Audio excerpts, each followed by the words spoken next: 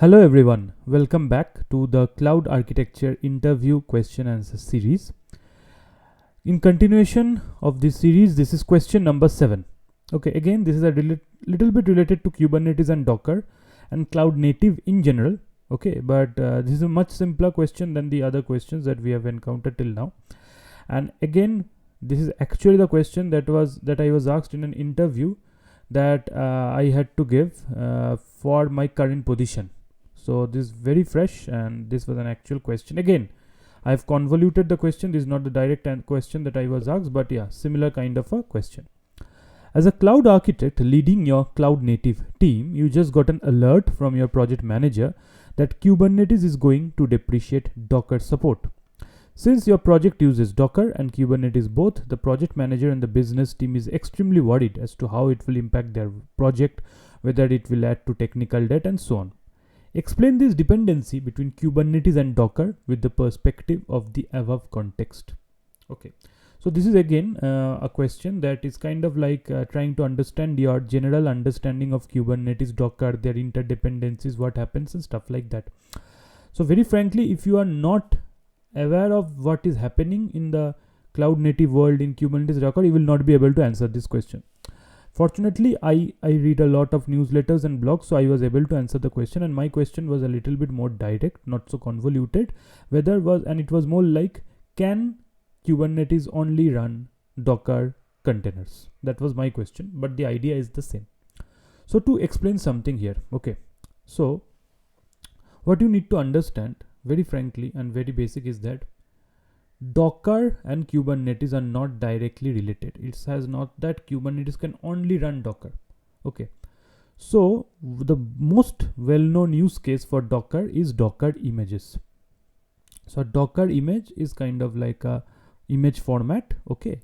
And you can use that to publish your applications, and then Kubernetes can basically run these Docker images in containers. One thing to know is that Kubernetes can run any image which supports OCI, Open Container Initiative. Okay, image format, basically OCI image format. So Docker image also supports that format, so Kubernetes can also run Docker. But it doesn't mean that if tomorrow there is another image format, okay, which also supports the same interface, yes, Kubernetes will also able to run it. So there is no hard-coded dependency between Kubernetes and Docker as such. Kubernetes can run any image which follows the OCI standard. Docker also follows the standard, and as a consequence, Kubernetes can run Docker. Okay, very good. So this is one point. Another point is now regarding what is basically getting depreciated here. What is getting depreciated? This image format is not getting depreciated or anything like that. What is getting depreciated is the container runtime format. So what is this? So in Kubernetes, if you see the overall architecture, you have the node, worker node, which runs kubelet, right? So it is the kubelet which has in itself a container runtime running inside that node. This container runtime is something that basically goes and fetches the images from the registry and then runs that image as a container. This runtime was earlier Docker. Okay, but now there are other runtimes also available like Containerd and some others also. So any of those container runtimes can be used now. So your container runtime needs to change from Docker to this one. If you are still using the Docker container runtime, it will stop working post the new release, which is 1.2. I think the release has already happened by now. So the Docker runtime changes. So you need to update all of those settings, but it's not like the Docker images that the way you are using Docker that changes. No, your Docker development workflow still stays the same. You still build images, create Docker images, and this new container runtime that Kubernetes supports, which is Containerd, okay, and whatever, and the other stuff that is present. Okay, say for example Containerd. This Containerd runtime can still pull the same Docker image or any image which supports the OCI format, which implements the OCI interface. It can still download that image and run it in the container. So why this change? Okay, we'll go into much depth, but the idea is that Kubernetes was never directly compatible with this Docker runtime, so they had to implement something called Docker Shim, which is a middle layer that they implemented. But now they don't want to maintain that because there is much better container runtimes available like Containerd. So they are removing the support for Docker Shim. The moment Docker Shim support is getting removed, Docker runtime can no longer be supported as a container runtime. So this is very well explained in the Kubernetes blog, okay, in this one, which is Don't Panic, Kubernetes and Docker. So first thing you need to understand, okay. So Docker, one second, yeah. So Docker as an underlying container runtime is being depreciated in favor of runtimes that use the CRI like Docker Containerd. So runtimes which implement this container runtime interface are supported, but Docker never supported it. Docker never implemented this. Docker has a separate kind of a thing. That is why Kubernetes has removed the support. Kubernetes wants to say that any container runtime you can use, just like Containerd, any container runtime which implements the container runtime interface that you can use.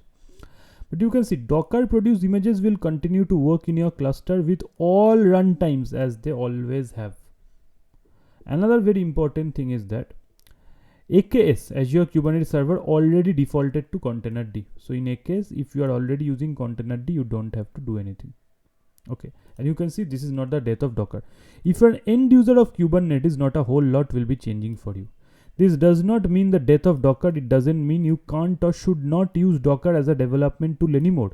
Docker is still a useful tool for building containers, and the images that result from running Docker build can still run in your Kubernetes cluster. So Docker build will result in images, and that image can still run in your Kubernetes cluster. So a little bit more in depth if you come here, one second. See, as a developer, Docker is still useful to you in all the ways it was before this change was announced. The image that Docker produces isn't really a Docker specific image. It's an OCI, Open Container Initiative image. Any OCI image, regardless of the tool that you use to build that image, will look the same to Kubernetes. So either it's a Docker image, which is an OCI supported compliant image, or if it's some other image, say for example ABCD image, it is same to Kubernetes. Any new container runtime, so Containerd and CRIO, these are new runtimes, okay, and these runtimes are basically they implement the container runtime interface, okay, which is the new interface that Kubernetes supports, which is an old interface basically in a way. So know how to pull those images and run them. This is why we have a standard for what containers should look like. Okay, so this is very important. So nothing changes. Do we still build things with Docker? Yes, we still build things with Docker. So what and why was those changes here? So we are talking about two different environments here.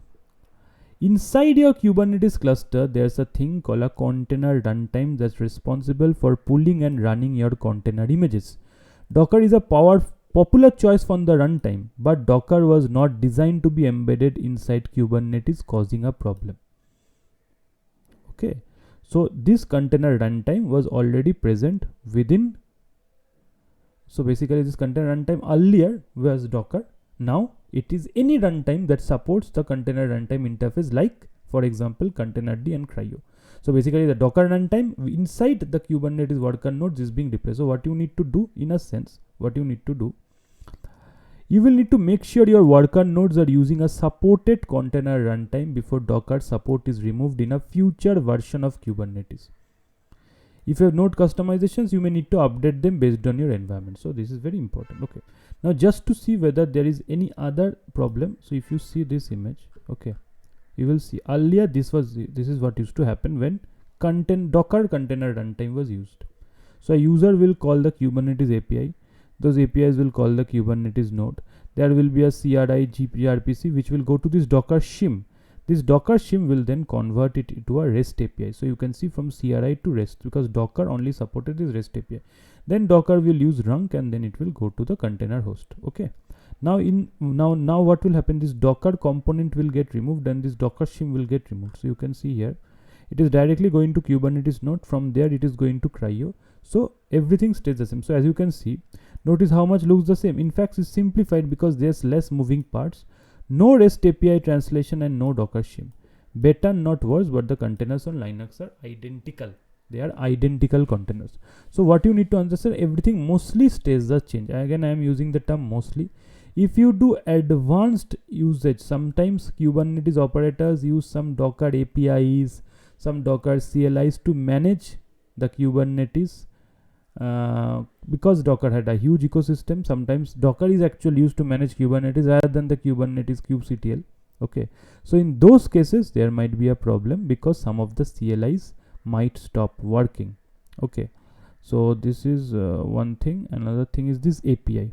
These were the biggest changes happening. Again, earlier it were REST call, now it is gRPC. So normally your end user won't notice this change to the API unless you have something very advanced or complex use case. Again, I am not going into here. If you have if you need it, you can go into this yourself. So see, basically what the understanding, the overall understanding, that maybe an architect or somebody who is asking you this question, somebody who asked me this question wanted to know whether I know this understanding. Okay, I will never implement OCI, I will still use Docker, that is okay, and I will run it Kubernetes, but this understanding of this ecosystem is very important from an architect perspective. So I was correctly able to answer that no, there is no dependency between Docker and Kubernetes. Kubernetes can run any image as long as they support the Open Container Initiative, and Kubernetes can support any container runtime that implements the container runtime interface, not just Docker runtime, not just Docker images.